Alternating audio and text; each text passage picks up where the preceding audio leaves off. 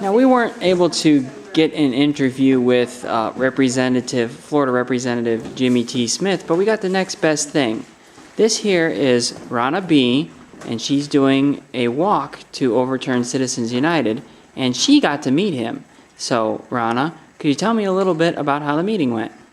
Yes. Well, first of all, you know that part of my being is to not be confrontational, to find a common ground with people.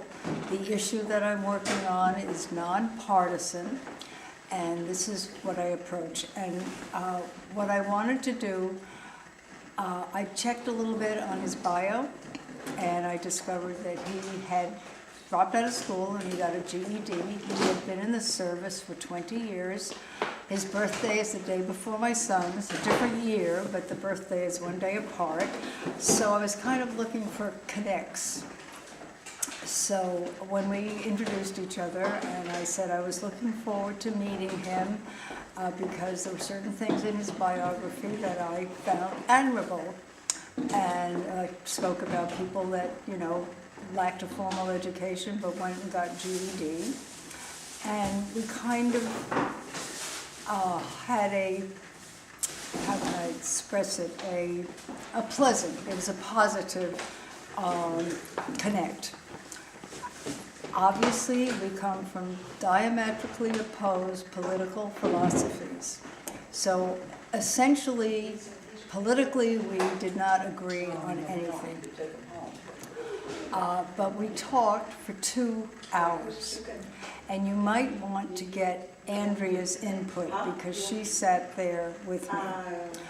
There were certain things that we agreed on, like people taking personal responsibility for their lives. We also agreed on one thing because, you know me, money is not speech, corporations are not people, but he is on the other side of that argument.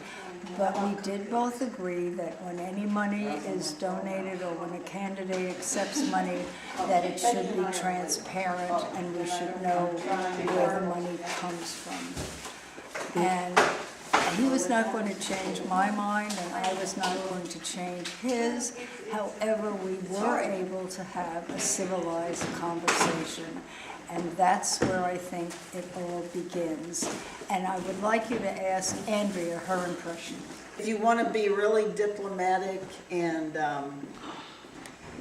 what was it you said about it? I thought it'd be great, it'd make a great documentary on how to do it if you want to use that approach of being really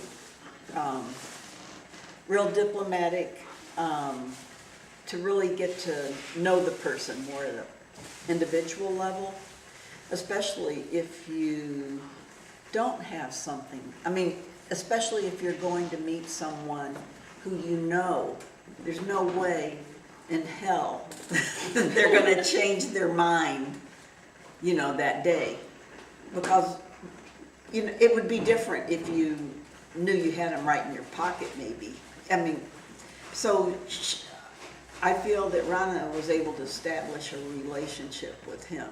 So it wasn't like two bulls hitting heads and getting nowhere. So this is just a tips on how to meet and speak to your legislator then, whether they agree with you or not. Right.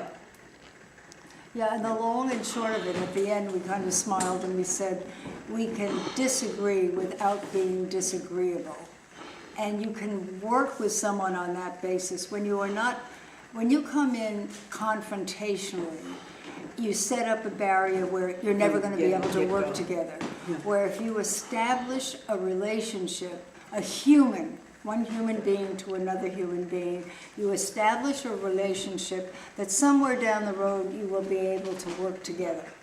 And I think that's so important, and that's what's missing in the Congress. And if you talk to any of the Congress people that we have lost in the last 10 years, to a person, what they say is the new Congress will not work across the aisles. As a matter of fact, one of the new persons, and I wish I could remember who it was because he was talking at a lecture that I attended, and he was a newly elected representative in Congress. And he said one of the first things because he said, well, I want to go and talk to my opposite person. And one of the first things the party told him was, oh, no, you can't do that. You've got to stick with us. And that's insane. I mean, you cannot work in a republic or a democracy where you're representing all kinds of people and not talk to each other. That's a huge flaw.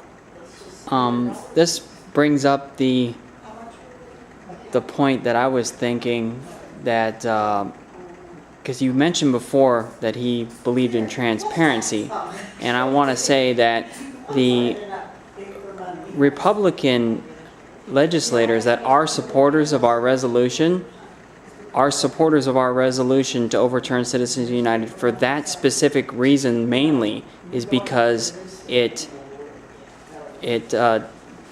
eliminates the transparency. That's, in fact, I believe that's where the money, or where the... I'm not sure I understand what you say. You mean they think overturning Citizens United eliminates transparency? Overturning Citizens United would be good for transparency. Oh, yeah. Because I believe where the term dark money came from is in result of Citizens United. Yeah, exactly. That's exactly right, because once Citizens United was affirmed by the Supreme Court, because prior to that, you can't give money individual candidates.